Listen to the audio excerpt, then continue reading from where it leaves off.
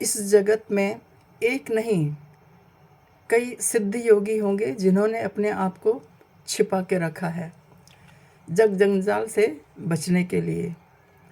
प्रयास करने पर मिल ही जाते हैं। हमारे परम गुरुदेव स्वामी विष्णु तीर्थ जी महाराज के गुरुदेव पूज्य योगानंद जी महाराज जब अपने गुरु की तलाश में भटक रहे थे, तब काशी के सिद्ध महापुरुष तैलंग स्वामी जी ने उन्हें प्रकट होकर सही निर्देश दिया था तथा वे उसी दिशा में अग्रसर होकर हमारी शक्तिपात परंपरा के प्रवर्तक पूज्य स्वामी नारायण तीर्थ देव जी के सानिध्य में पहुंच पाए थे। एक योगी मुझे ऐसे भी मिले जिनका बाह्य स्वरूप कुछ विचित्र था।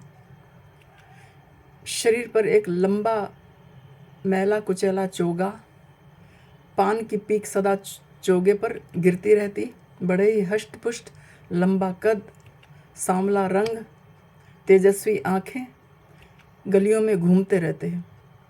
किसी से बात करते उन्हें कभी देखा नहीं गया था। कहाँ से आए थे, कौन थे, किसी को कुछ पता ही नहीं था। सदा मौन धारण किए रहते। कोई खाना खिला देता तो खा लेते। पान, सिगरेट तथा चाय के शौकीन थे। कभी किसी से कुछ मांगा भी नहीं। लोग उन्हें ठंड में रात्रि के समय अच्छे से अच्छा कंबल उड़ा देते थे, लेकिन सुबह को वह कंबल वहीं छोड़ देते और उसी चोगे में वे घूमते नजर आते हैं। किसी भी घर के ओटले पर वे रात्रि विश्राम करते थे। उनकी सिद्धता के कई किस्से प्रसिद्ध हो गए थे। एक पान वाला उन्हें प्रतिदिन पान खिलाता था। एक दिन उसकी लॉटरी खुल गई, लाखों की। वह माला माल हो गया। लोग उसे बाबा का चमत्कार मानते थे। एक महिला मुंबई से आई थी। वह निसंतान थी। बाबा से भेंट नहीं हुई तो उनकी प्रतीक्षा करने लगी। सुबह से लेकर दोपहर हो गई प्रतीक्षा करते करते, लेकिन वह वहीं बैठी रही। जब वे बाबा आए तो उस महिला ने उन्हें गुलाब के फूल भेंट किए। बाबा ने 2 फूल उस महिला की गोद में डाल दिए। समय बीतने पर उसे 2 लड़कों की प्राप्ति हुई। वह पुनः उनके दर्शन करने आई तथा लोगों को अपनी बात बताई। इसी से पता चला। स्थानीय लोगों के अलावा दिल्ली, कलकत्ता और मुंबई आदि बड़े बड़े शहरों से लोग आते तथा उनसे अपनी मनोकामना पूर्ण करवाते थे। कभी कभी उन्हें अपनी गाड़ी पर बिठाकर अपने घर भी ले जाते थे। उन बाबा के आशीर्वाद से उनकी हर इच्छा पूरी हो जाती थी। कितनी ही बार लोगों ने अर्धरात्रि में उनके शरीर के कटे हुए अंग इधर उधर बिखरे हुए देखे थे। यह देखकर लोग डर जाते थे कि वे सोचते कि किसी ने बाबा की हत्या कर दी है, लेकिन वे आश्चर्य में पड़ जाते जब अगले दिन वे पुनः जीवित अवस्था में सड़कों पर घूमते हुए दिखाई देते थे। अधिकांश वे किसी गरीब परिवार के घर के ओटले पर ही बैठे रहते थे। मैंने भी उनकी ख्याति सुनी। 2-4 बार राह चलते उनके दर्शन भी हो गए थे। मेरे विचार से वो एक बहुत बड़े सिद्ध पुरुष थे जो अपने आप को दुनिया की दृष्टि से छिपाए हुए थे। ईश्वर से उनका सीधा संबंध था। एक बार मैंने सोचा कि उनके आमने सामने दर्शन हो जाए और उनका आशीर्वाद लिया जाए। लोग तो अपनी सांसारिक इच्छाओं की पूर्ति के लिए उनके पास जाते थे, लेकिन मेरे मन में ऐसी कोई इच्छा नहीं थी। केवल उनके आशीर्वाद की कामना ही थी। मैंने उनकी पसंद के अनुसार पान के बीड़े बनवाए, सिगरेट के पैकेट भी खरीदे और संध्या के समय उनके दर्शनों के लिए चल दी। संयोग से वे एक मुस्लिम परिवार के छोटे से घर के बाहर ओटले पर बैठे मिल गए। वे एक अंधेरे कोने में बैठे थे। अंधेरा होने के बावजूद वे स्पष्ट दिखाई दे रहे थे। आसपास की स्ट्रीट लाइट जल गई थी, जिसकी मध्यम पीली रोशनी में बाबा का चेहरा स्पष्ट दिखाई दे रहा था। हाथों में भेंट लेकर मैं धीरे धीरे उनके पास आई। वे मेरी ओर ही देख रहे थे। करीब 4-5 फीट की दूरी पर जाकर मैं रुक गई। शायद वे मेरे संकोच को समझ गए थे। अचानक 2 छोटे छोटे लड़के मेरे पास आए। मेरे हाथों में पान तथा सिगरेट के पैकेट देखकर बोले, क्या ये सब आप बाबा के लिए लाई हैं? मैंने कहा हाँ। उन्होंने कहा कि लाइए, हमें दे दीजिए, हम बाबा को दे देते हैं। बाबा चुपचाप सब देख रहे थे। मैंने वे सभी वस्तुएं उन्हें दे दी।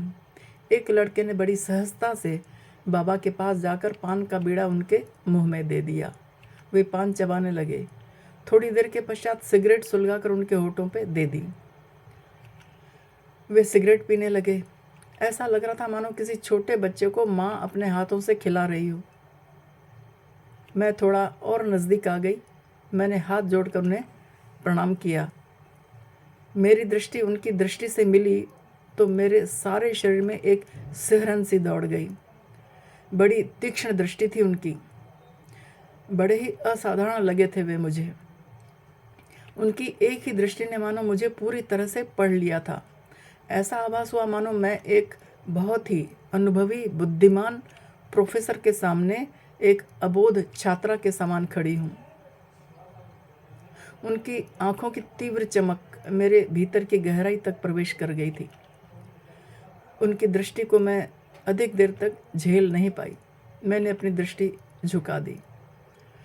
महापुरुषों और योगियों से कुछ छुपा नहीं रहता। उन्होंने भी मेरे अंदर झांक लिया था। उन्होंने मेरी ओर दृष्टिपात करते हुए अपनी गंभीर आवाज़ में केवल एक लंबी का उच्चारण किया। बस मुझे उनका आशीर्वाद मिल गया था। एक आंतरिक संतुष्टि प्राप्त हुई। प्रणाम करके मैं वापस आ गई।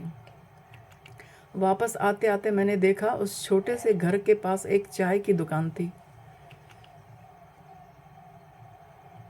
मुझे पता था बाबा चाय के शौकीन हैं। मैंने उस चाय की दुकान के मालिक से पूछा,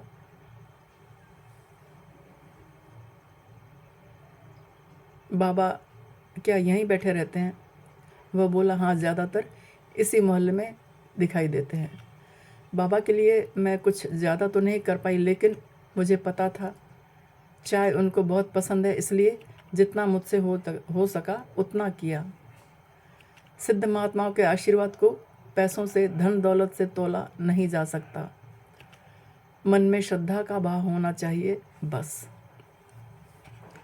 कहते हैं कि कुंभ के मेले में कई संत महात्मा अपना वेश बदलकर, अपना रूप बदलकर आते हैं। मैंने पढ़ा था कि क्रिया योग के लाहिड़ी महाशय के गुरुदेव महाअवतार बाबा भी कुंभ में पधारे थे। लाहिड़ी महाशय के शिष्य श्री युक्तेश्वर महाराज जी ने कुंभ के मेले में ही उनके दर्शन किए थे।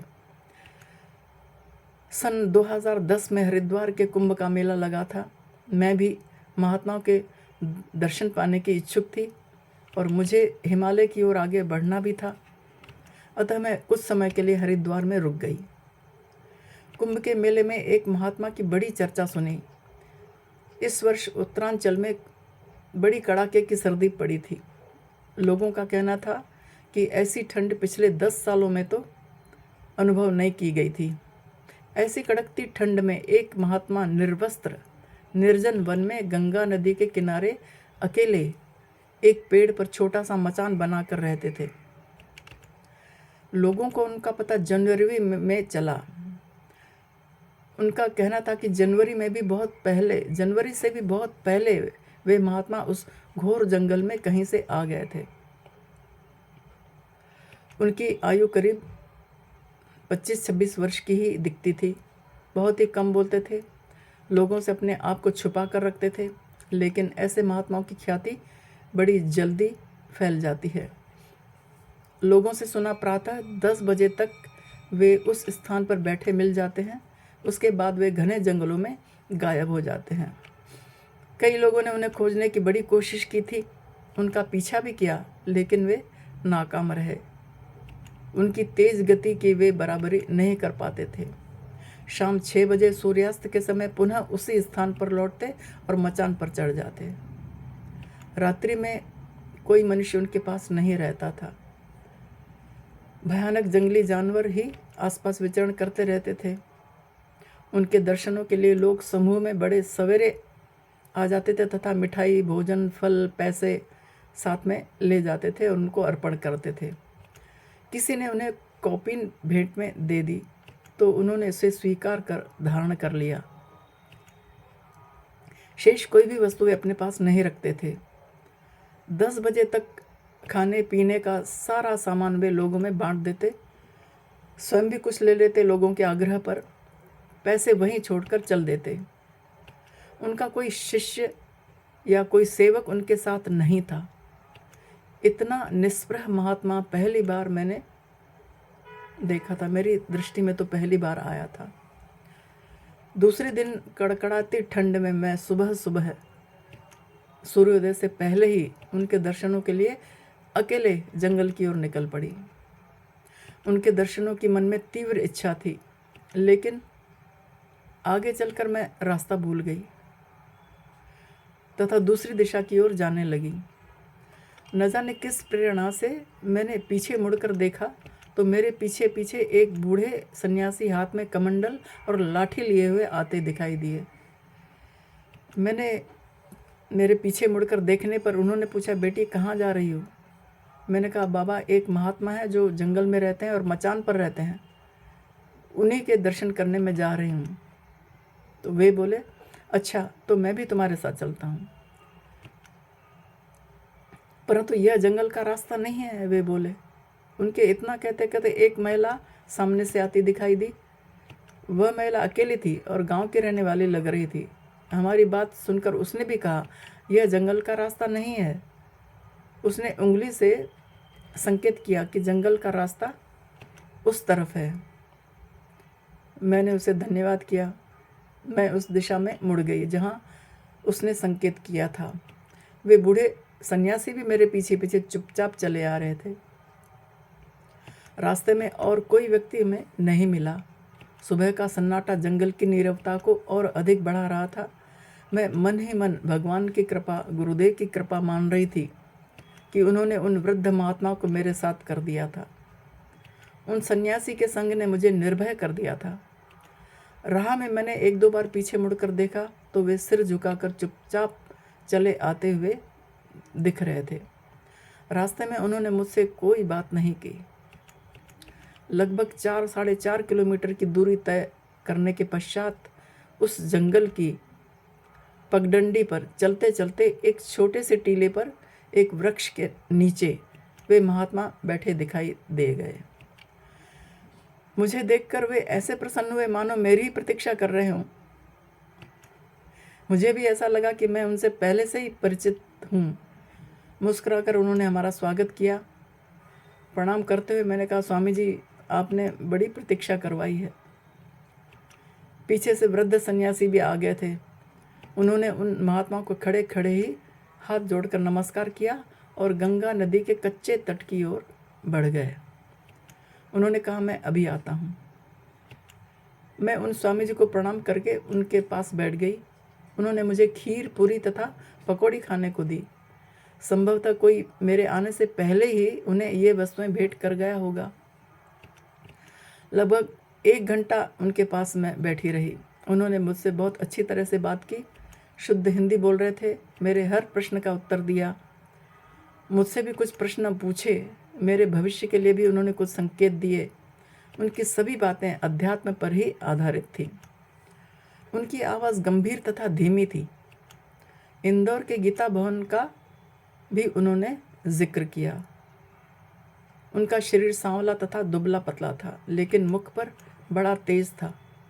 निर्मल तेजस्वी आंखें, बाल सुलभ हंसी, बड़े सहज और सरल लगे थे। 10 बजने वाले थे। उन्होंने हाथ में लाठी ली और उठ खड़े हुए। मैंने उनके चरणों को स्पर्श किया तो उन्होंने बड़ी प्रसन्नता से मेरे सर पर हाथ रखा और मुझे आशीर्वाद दिया और घने जंगल में प्रवेश कर गए। बार बार उनकी भोली छवि मेरी आंखों के सामने आ जाती थी। उनके विषय में सोच सोचकर मेरा हृदय व्याकुल हो जाता था, न जाने क्यों।